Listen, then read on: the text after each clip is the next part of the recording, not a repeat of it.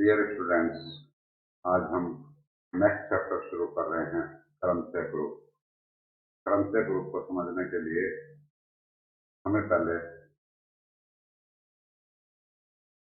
क्रमशः समझना होगा। क्या होता है क्रमशः? इसको समझाने से पहले मैं एक एग्जांपल लूं कि सपोज एस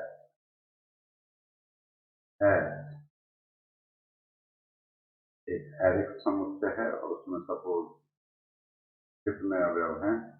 3 अवयव हैं, 1 2 3। और एक फंक्शन डिफाइन करूं मैं एफ से एस में, इस प्रकार हो कि एफ एककई हो और आच्छादक। ठीक है, इस तरह डिफाइन करें हम। सपोज F1 की इमेज 1, F2 की इमेज 2 और F3 की इमेज सपोज 3। तो ये एककई भी है और आच्छादक भी है। इसी प्रकार हम कोई और फंक्शन डिफाइन करें। सपोज मैं इसका नाम F1 रख दूं, ये F1 और ये F1।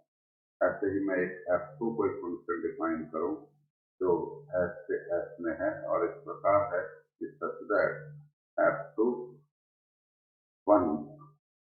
1 की इमेज तो है 2 और 2 की image F2 2 is equal to 3 और F2 of 3 is equal to suppose 1। तो आप देख रहे हैं 1 की इमेज 2, 2 की इमेज 3, 3 की इमेज 1। अतः ये भी एक एककई और आच्छादक फलन है, यानी कि 1 1 on 2 है। इसी प्रकार और भी डिफाइन किए जा सकते। यदि ये फलन एककई और आच्छादक है तो हम इस फलन को ही क्या कहते हैं? क्रमशः कहते हैं, अर्थात परम्यूटेशन कहते हैं। 11वीं में भी हमने स्टडी किया है क्रमशः। वो क्रमशः क्या होता है? नंबर ऑफ अरेंजमेंट्स, विन्यासों की संख्या होती है। यहाँ भी लगभग वही स्थिति है, लेकिन यहाँ हम इसको फंक्शन के रूप में डिफाइन कर रहे हैं। तो अतः इसको इस प्रकार समझने की कोशिश करेंगे। जैसे F1 को हम अब यूं लिख सकते हैं, F1 इज इक्वल टू 1 2 3 और 1 की इमेज 1 है तो यहाँ 1, 2 की इमेज 2 है तो 2, 3 की इमेज 3 है तो 3। यानी कि ऊपर 1 2 3, यहाँ जो सेकंड रो है वो भी 1 2 3। F2 को भी हम इस प्रकार लिख सकते हैं कि 1 2 3, 1 की इमेज कितनी है? 2 है, 2 की इमेज 3 है और 3 की इमेज 1 है। यानी कि जो फर्स्ट रो है वो तो हमारे एस के अवयव हैं, सेकंड रो है वो भी एस के ही अवयव हैं, लेकिन हम उसको डिफरेंट ढंग से अरेंज कर रहे हैं, इसलिए इसका नाम क्रम से ही रखा गया है। क्लियर है ये लाइन है? तो अतः क्या होता है क्रम से? यदि मैं कहूं कि एस में n अवयव हैं, एस में n अवयव है, x1 x2 xn, तो एक फलन f S से S में क्रमशः कहलाता है यदि F एककई और आच्छादक, F एककई और आच्छादक। और इसे निम्नानुसार हम व्यक्त कर सकते हैं कि F is equal to x1 x2 x1 x2 xn और x1 के नीचे x1 की इमेज, x2 के नीचे x2 की इमेज और xn के नीचे xn की इमेज, यानी कि fxn। क्लियर है? यही उदाहरण यहाँ हमने कर रखा है डिस्कस। इसी को ही हम यूं आगे लिखें तो हम इन्हें इस प्रकार लिख सकते हैं। इसी प्रकार F3, suppose F3 1 is equal to 3 है और F3 of 2 is equal to 1 है और F3 of 3 is equal to suppose 2 है। तो क्या बनेगा? F3 को हम यूं लिख सकते हैं, ये और ये एक ही बात है, जस्ट लिखने का ढंग अलग अलग हो गया। 1 2 3, 1 की इमेज 3 और 2 की इमेज 1 और 3 की इमेज 2। इसी प्रकार हम और भी लिख सकते हैं F4 इज इक्वल टू 1 2 3, इसमें सपोज करो 1 अनचेंज्ड है, 2 की इमेज 3 और 3 की इमेज 2। और इसी प्रकार F5 हमारे पास में क्या है 1 2 3 और 1 की इमेज 3 और 3 की इमेज 1 और 2 अनचेंज और F6 जो है वो 1 2 3 और यहाँ 1 की इमेज 2 2 की इमेज 1 और 3 अनचेंज यानी कि जो सेकंड रो लिखी गई है वो इन 1 2 3 का डिफरेंट अरेंजमेंट ही है यानी कि विन्यास ही है। क्लियर है। अतः इसलिए हम इसको नाम दिया है क्रमचय, अन्यथा ये तो एक फलन ही है। क्लियर है ये लाइन है। इससे पहले कि हम और आगे बातचीत करें, समान क्रमचय की बात कर लें। यानी कि यदि अब इन फंक्शंस में मैं देखूं कि जैसे ये F2 है, इस F2 को मैं यूं भी लिख सकता हूं कि 1 3 2। 1 की इमेज 2 है तो यहाँ 2 ही, 3 की इमेज 1 है तो 1 और 2 की इमेज 3 है तो 3। क्लियर है। 2 की इमेज 3 है और 3 की इमेज 1 है तो मैंने यहाँ भी 3 की इमेज 1 लिखी है, 2 की इमेज 3 लिखी है। यानी कि इस F2 क्रमचय को मैं इस प्रकार भी व्यक्त कर सकता हूँ। यानी कि यदि मैं इसको यूं लिखूं, यानी कि मैं स्तंभों को बदल दूं तो क्रमचय में कोई फर्क नहीं पड़ता। 2 3 यहाँ क्या था, सेकंड कॉलम था, यहाँ 2 3 क्या बन गया, थर्ड कॉलम बन गया और यहाँ 3 1 थर्ड कॉलम था, यहाँ 3 1 सेकंड कॉलम बन गया। तो इस प्रकार हम एक क्रमचय को अनेक प्रकार से लिख सकते हैं। क्लियर है ये लाइन है। क्रमचय को गुणा करना चाहते हैं तो क्रमचय क्या है, यहाँ फलन ही है, यानी कि फलनों का गुणनफल क्या होगा, संयुक्त फलन होगा। जैसे सपोज मैं यूं गुणा करूं कि F2O F3 कितना आता है, तो F2O F3 निकालने के लिए मैं यूं करूं 1 कितना आएगा, F2 F3 1 means F2 F3 1 F3 1 कितना है, F3 1 1 की इमेज 3 है तो 3 आ जाएगा और F23 कितना है, F23 3 की इमेज 1 है तो यहाँ 1 आ जाएगा। क्लियर है ये लाइन है। यानी कि F2O F3 के तहत 1 की इमेज 1 है। I think there is no doubt. इसी प्रकार F2O F3 ऑफ 2 कितना आएगा, F2 F3 2 is equal to F2 और F32 का मतलब 2 की इमेज 1 है। क्लियर है ये लाइन है, ये 1 और F21 कितना है, F21 इज 2, F21 1 की इमेज 2 है तो ये कितना आ गया, 2 आ गया। क्लियर है। तो F2O F3 2 is equal to 2। इसी प्रकार F2O F3 3 will be equivalent to F2 F3 3 means F3 F31 कितना है, सॉरी यहाँ F2 और यहाँ 3 की इमेज 2 है तो यहाँ 2 लिख दो और F2 of 2 F2 of 2 is 3। Clear है ये लाइन है। तो यहाँ कितना आ गया, 3 आ गया। तो अतः हम देख रहे हैं कि F2O F3 को हम यूं लिख सकते हैं। क्लियर है ये लाइन है। इस प्रकार कि 1 2 3 और 1 की इमेज 1, 2 की इमेज 2 और 3 की image 3। I think there is no doubt. और ये कितना आ गया, F1 आ गया, क्योंकि F1 की जो हमने डेफिनेशन दी है वो यही दी हुई है, 1 2 3 1 2। क्लियर है ये लाइन है। तो इस प्रकार हम इनको गुणा भी कर सकते हैं और इसको हम F2O F3 को किस प्रकार व्यक्त करते हैं, F2 F3 से व्यक्त करते हैं। क्लियर है ये लाइन है।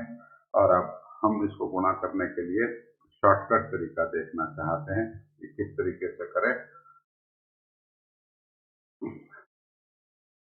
गुणा करने के लिए एक और रास्ता है डायरेक्ट कि F2 F3 को मैं यूं लिखूं। F2 कितना था हमारा, F2 है 1 2 3 2 3 1 1 2 3 2 3 1 और F3 कितना है 1 2 3 और F3 ये 3 1 2, यानी कि यहाँ क्या आएगा 3 1 2। क्लियर है ये लाइन है। और अब हम क्या करें, इसकी फर्स्ट रो को इसके इक्वल कर लें, यानी कि मैं इसको यूं लिखूं 3 1 2। तो 3 की इमेज कितनी है 1, 1 की इमेज कितनी है 2 और 2 की इमेज कितनी है 3 और ये 1 2 3 और ये 3 1 2, ये यूं पे यूं। हमने कहा था कि यदि हम स्तंभ बदल दें, यानी कि 3 1 को यहाँ लास्ट स्तंभ लास्ट कॉलम था, इसको फर्स्ट कॉलम बना दिया है और यहाँ 1 2 फर्स्ट कॉलम था, यहाँ इसको हमने सेकंड कॉलम बना दिया है। यहाँ 2 3 सेकंड कॉलम था, इसे लास्ट कॉलम बना दिया, यानी थर्ड स्तंभ बना दिया है। तो इसमें कोई फर्क नहीं पड़ता, ये F2 ही रहेगा।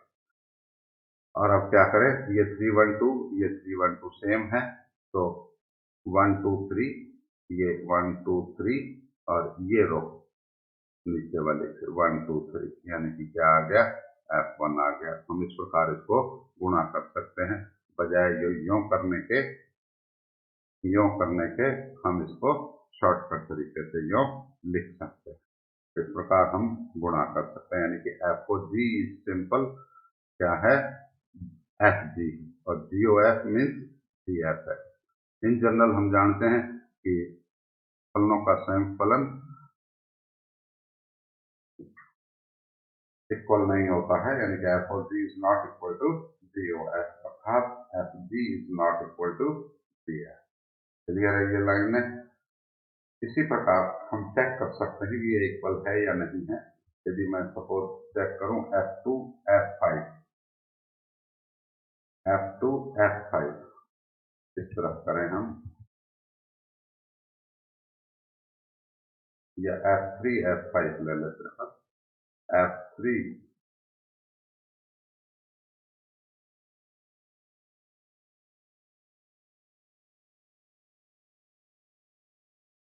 F3 F5 means F3 is 1 2 3 और 3 1 2 और F5 है 1 2 3 और 3 2 1 3 2 1।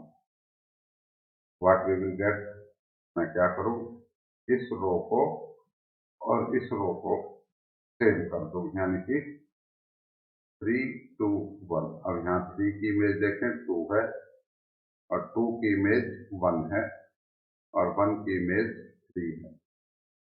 ये 1 2 3 और ये 3 2 1 यूं के यूं। और अब इस पर वैल्यू कितनी आ जाएगी, ये 3 2 1 सेम है और ऊपर 1 2 3 नीचे 2 1। क्लियर है ये लाइन है 2 1 3, यानी कि 1 की इमेज 2 2 की इमेज 1 3 अनचेंज, यानी कि F6 आ गया। I think there is no doubt, this is F6। इसी प्रकार मैं F5 F3 करूं तो कितना आएगा 1 2 3 3 2 1, ये F5 है और F3 है 1 2 3 3 1 2। मैं क्या करूं, ये फर्स्ट रो और ये सेकंड रो सेम कर दूं, यानी कि 3 1 2 और ये 3 की इमेज 1 1 की इमेज 3 और 2 की इमेज 2। कितना आया ये 1 2 3 और 3 1 2। अब ये रो सेम हो गई, 3 1 2 3 1 2 क्या आ गया 1 2 3 और 1 3 2। यहाँ 1 अनचेंज है और 2 की इमेज 3 3 की इमेज 2 और ये क्या था 1 अनचेंज, यानी कि ये 2 की इमेज 3 3 की इमेज 2, यानी कि ये क्या है F4 है। This is F4। तो हम देख रहे हैं कि F3 F5 यानी कि F3 O F5 तो F6 आ रहा है और F5 F3 कितना आ रहा है F4 आ रहा है। अतः इन जनरल हम लिख सकते हैं कि ये GOF is not equal to FOG यानी कि F3 F5 is not equal to F5 F3। Clear है ये लाइन है। नेक्स्ट समान क्रमशः के बारे में बता ही चुका हूं कि इमेजेज आर सेम तो फंक्शन दो समान कब होते हैं जब उनकी इमेजेस सेम होती है यानी कि f(x) is equal to gx हो for all x belonging to f जैसे कि 1 2 3 2 3 1 तो यहाँ 1 की इमेज 2 है यहाँ 1 की इमेज 2 है यहाँ 3 की इमेज 1 है यहाँ 3 की इमेज 1 है। हमने यहाँ 3 1 को आखिरी स्तंभ के रूप में लिखा है यहाँ 3 1 को सेकंड स्तंभ के रूप में लिखा है लेकिन ये दोनों क्रम से सेम है क्योंकि इनमें इमेज जो है वो सेम है। क्लियर। तत्समक क्रम से क्या होता है यदि x की इमेज x की इमेज स्वयं x हो तो ये आइडेंटिटी परम्यूटेशन कहलाता है यानी कि 1 की इमेज 1 2 की इमेज 2 3 की इमेज 3 जो F1 था हमारा उसको हम क्या कहते हैं आइडेंटिटी परम्यूटेशन या तत्समक क्रम से और इसे I से भी व्यक्त किया जा सकता है। नेक्स्ट प्रतिलोम क्रम से या इनवर्स परम्यूटेशन ये क्या होता है ये आप लोग जानते हैं कि इनवर्स ऑफ ए फंक्शन यानी कि f यदि एककई और आच्छादक है तो उसका इनवर्स विद्यमान होगा उसको f इनवर्स से व्यक्त करेंगे और उसकी डेफिनेशन क्या है यदि f कोई एककई आच्छादक फलन है यानी कि यहाँ पर क्या है क्रम से है तो g इसका इनवर्स कहलाता है कब जब F G is equal to I is equal to G F. Clear है ये लाइन है तो हम जी को एफ इनवर्स लिखते हैं या एफ को जी इनवर्स लिखते हैं। क्लियर है। जैसा कि हम ऊपर कर रहे थे अभी F2 हमारा ये था और F3 हमारा ये है इन दोनों को गुणा करें F2 F3 is equal to कितना आ रहा था F1 आ रहा था यानी कि F2 F3 हमने ऊपर देखा 1 2 3 1 2 3 यानी कि ये F1 था और ये क्या है आइडेंटिटी है परम्यूटेशन। क्लियर है ये लाइन है। और इसी प्रकार F3 F2 भी करूं इन जनरल ये दोनों बराबर नहीं होते लेकिन यहाँ जब ये इनवर्स की फॉर्म में आता है यानी कि एफ जी बराबर I is equal to G F हो जाए तो एफ जी का प्रतिलोम और जी एफ का इनवर्स कहलाता है। क्लियर है ये लाइन है तो यहाँ भी 1 2 3 1 2 3 आएगा आप चेक कर सकते हैं जैसा कि हमने ऊपर किया है। क्लियर है ये लाइन है। यहाँ भी हमने ये दिखाया हुआ है कि किस तरह करना है। यहाँ 1 2 3 ये जो फर्स्ट रो है और ये जो 3 1 2 है सेकंड रो ये और ये सेम करना चाहते हैं ये सेम कर दी यहाँ 3 1 2 कर दिया है। क्लियर है ये लाइन है। ये 3 1 2 और ये 3 1 2 और जो बचेगा वो क्या बचेगा 1 2 3 1 2 3 और यही हमने यहाँ देखा है F1 जो कि क्या है आइडेंटिटी परम्यूटेशन है और अतः F2 का इनवर्स F3 है और F3 का इनवर्स F2। क्लियर है ये लाइन है।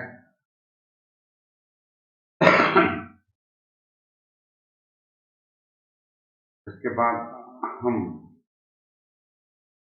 चक्रीय क्रम से स्टार्ट करें उससे पहले हम ये लिखना चाहते हैं कि ये जो हमने क्रम से डिफाइन किए हैं S के ऊपर ये 6 क्रम से बने क्योंकि कितने सिंबल थे S में 3 ही अवयव S में केवल 3 अवयव थे तो इसको हम कितने क्रम से परिभाषित कर सकते हैं फैक्टोरियल 3 क्रम से परिभाषित कर सकते हैं और factorial 3 is equal to 1 2 3 means 6 आ जाएगा तो कितने क्रम से होंगे 6 क्रम से होंगे और कौन कौन से होंगे एक तो ये F1 एक F2 एक F3 F4 F5 और F6 यही 6 क्रम से बनेंगे और ये 6 क्रम से गुणा संक्रिया के लिए, यानी कि जो गुणा संक्रिया का मतलब यहाँ फलनों का संयुक्त फलन से ही, फलनों का संयुक्त फलन ही क्रमशः गुणन है। क्लियर है ये लाइन में? ये ध्यान रहे, इसमें कोई डाउट या कंफ्यूजन नहीं जाना चाहिए कि दो फलनों का गुणा हम गुणा यो नहीं कर रहे हैं कि F2 को F3 से गुणा कर देंगे। यहाँ फलनों का गुणनफल मीन्स फलनों का संयुक्त फलन से। क्लियर है? और इस संक्रिया के लिए ये एक ग्रुप बनाता है जिसको हम क्रमशः ग्रुप कहते हैं। आप संक्रिया सारणी बना करके देखें तो क्या आएगा। यहाँ सपोज मैंने O लगा दूं या सिंपल गुणा लगा दूं, F1 F2 F3 F4 F5 F6, और यहाँ F1 F2 F3 F4 F5 और F6।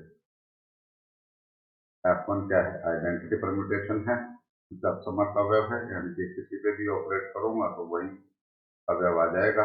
F1O F3 F3 रहेगा, F1O F4 F4 ही रहेगा, ये F5 रहेगा और ये F6 रहेगा। F2O F1, यहाँ F2 ही आएगा क्योंकि F1 आइडेंटिटी है, यहाँ F3 आएगा, यहाँ F4 आएगा, यहाँ F5 आएगा और यहाँ F6 आएगा। और अब F2O F2 निकालें, जैसे अभी हमने निकाला था, तो क्या आएगा आप भी निकाल के देखें। ये आएगा F3 और F3 F2O F3 F1 आ जाता है, आइडेंटिटी आ जाती है। और ये F1 F3 O F2, यानी कि F3 का इनवर्स F2 है और F2 का इनवर्स F3 है, तो यहाँ F1 आएगा और यहाँ F2 आएगा। क्लियर है ये लाइन है? इसी प्रकार मैं F2O F4 निकालूं तो ये कितना आएगा? F6 आएगा, आप चेक कर लेना। और ये F4 आएगा और ये F5 आएगा। इसी प्रकार ये F5 आएगा और ये F6 आएगा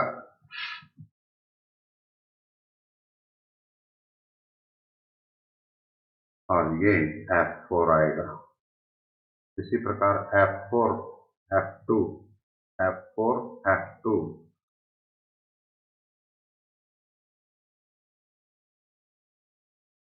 F5 आएगा और F4 F3 F6 आएगा और F4 F4 F1 आएगा और F4 F5 F2 आएगा और F4 F6 F3 आएगा। अभी हम चेक कर लेंगे, ठीक है। और इसी प्रकार हम गुणा करें F5 को इससे F2 से, तो ये आएगा F6 और ये F4 आएगा और ये F3 आएगा और ये F1 आएगा और ये F2 आएगा। क्लियर है ये लाइन है? अभी हम इसको और सॉल्व करके देखेंगे तो हमारे पास आ जाएंगी चीजें। ये F4 आएगा, ये F5 और ये F2, ये F3 और ये F1। क्लियर है ये लाइन है? चेक करना चाहे हम, कुछ भी वेरीफाई करना चाहें तो हम कर सकते हैं। जैसे सपोज हम ये चेक करना चाहें कि F2 हमने अभी चेक किया था, F3 वाला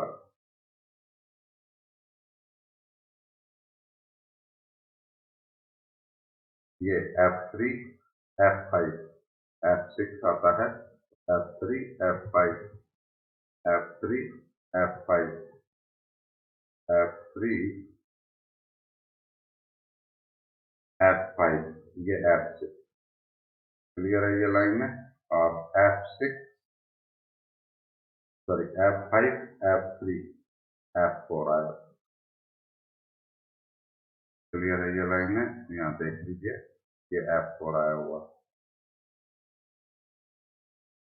राइट। तो इस प्रकार हम सारे ये गुणा कर सकते हैं और हम देख रहे हैं कि ये संक्रिया क्या है? द्विचर संक्रिया है। क्लियर है ये लाइन में? अतः हमने एक चीज देखी कि ये जो हमने क्रम से गुणन किया है वो एस में सॉरी सपोज डी मैं ये ले लूं क्रमशः का समुच्चय F1 F2 F3 ये समुच्चय है, ये अवयव है इसके F4 F5 F6। तो ये D क्रमशः गुणन के लिए O संक्रिया ले ले हम संयुक्त फलनों का संयुक्त फलन ले ले तो ये एक क्या बनेगा बीजीय संरचना बनेगी और ये फलन यानी कि इन फलनों का गुणनफल या मैं कहूँ क्रमशः का गुणनफल या फलनों का संयुक्त फलन क्या है द्वितीय संक्रिया। क्लियर है ये लाइन है और अतः ये एक बीजीय संरचना है। ये एक ग्रुप भी है क्रमशः ग्रुप कहते हैं इसे। कल हम अपनी जो अगला लेक्चर है उसमें इसका अध्ययन करेंगे, लेकिन उदाहरण अभी समझा रहा हूं कि आपने देखा ये संक्रिया सारणी, इस संक्रिया सारणी में हमने देखा कि ये गुणन के लिए समर्थ। क्लियर है ये लाइन है। दूसरी क्या होती है एसोसिएटिविटी यानी कि सहचर्यता। हम जानते हैं फलनों का संयुक्त फलन जो है वो सहचारी होता है, क्योंकि हम जानते हैं GOF OH या इसको यूं लिखें तो ज्यादा अच्छा लगेगा FOG OH is always equal to FOG OH। ये हम जानते हैं कहीं 11वीं में आता है। तो फलनों का संयुक्त फलन जो है वो क्या है सहचारी है एसोसिएटिव है। हाँ चेक भी कर सकते हैं। अतः सेकंड कंडीशन भी प्रूफ की सत्य हुई। थर्ड कंडीशन क्या होती है एग्जिस्टेंस ऑफ आइडेंटिटी। तो आप देख रहे हैं कि इसमें F1 क्या है, ये जो F1 है वो आइडेंटिटी का काम कर रहा है, क्योंकि हम इस F1 को किसी पर भी ऑपरेट करें, F1 को किसी पर भी ऑपरेट करें वापस वही फलन आ जाता है। आप देखें इस D की जगह मैं F2 रखूं, F3 रखूं, F4 रखूं, F5 रखूं, F6 रखूं तो वही फलन आ जाएंगे। जैसे ये फर्स्ट कॉलम और ये फर्स्ट रो जो है वो इसी बात को व्यक्त करती है। और फोर्थ कंडीशन क्या है ग्रुप की, हम जानते हैं कि हर एक अवयव का क्या होना चाहिए इनवर्स विद्यमान होना चाहिए। तो आप इस उदाहरण में देखें कि यहाँ ये F1 आ रहा है, इसका मतलब F1 का इनवर्स F1 है। F2 यहाँ F1 आ रहा है यानी कि आइडेंटिटी आ रही है, तो F2 का इनवर्स क्या होगा F3 होगा। क्लियर है ये लाइन है। इसी प्रकार F3 यहाँ F1 आ रहा है यानी आइडेंटिटी आ रही है, तो F3 का इनवर्स क्या होना चाहिए F2 होना चाहिए। क्लियर है। F4 का इनवर्स स्वयं F4 है। इसी प्रकार F5 का इनवर्स स्वयं F5 है और F6 का इनवर्स स्वयं F6। क्लियर है ये लाइन है, क्योंकि यहाँ F1 आ रहा है तो F6 का इनवर्स प्रतिलोम F6 है, यानी कि हर एक अवयव का इनवर्स विद्यमान है। अतः ये जो G है यानी कि ये जो समुच्चय है इनका समुच्चय है ये क्रमशः का समुच्चय। S नहीं है ये, S में तो 3 सिंबल देते हैं X1 X2 X3 ले ले या 1 2 3 ले ले या ABC ले ले।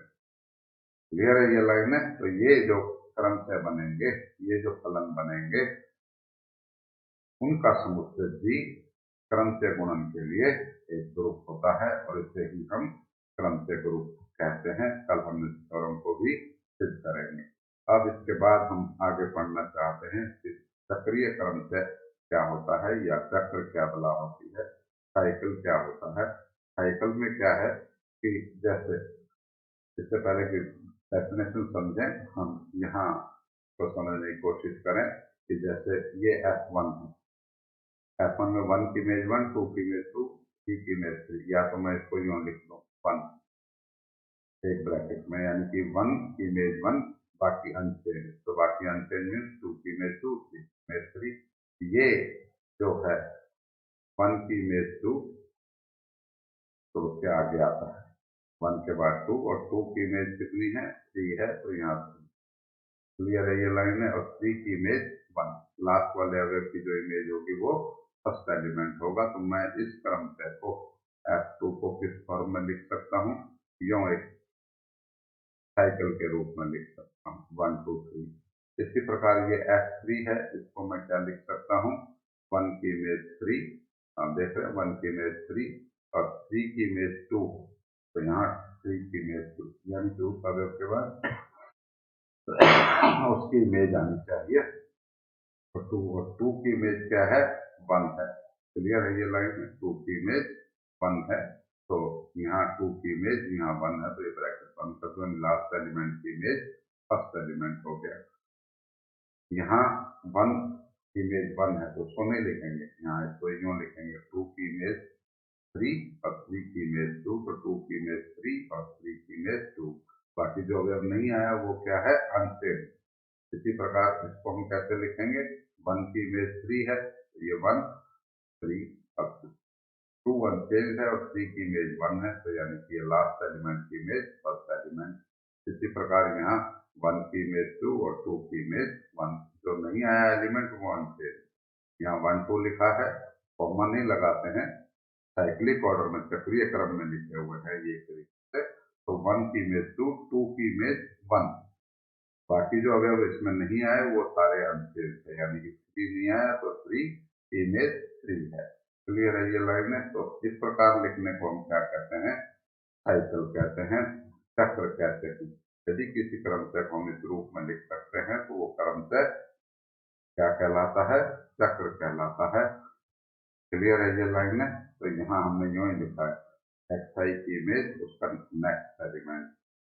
क्लियर है ये लाइन है। और जो लास्ट एलिमेंट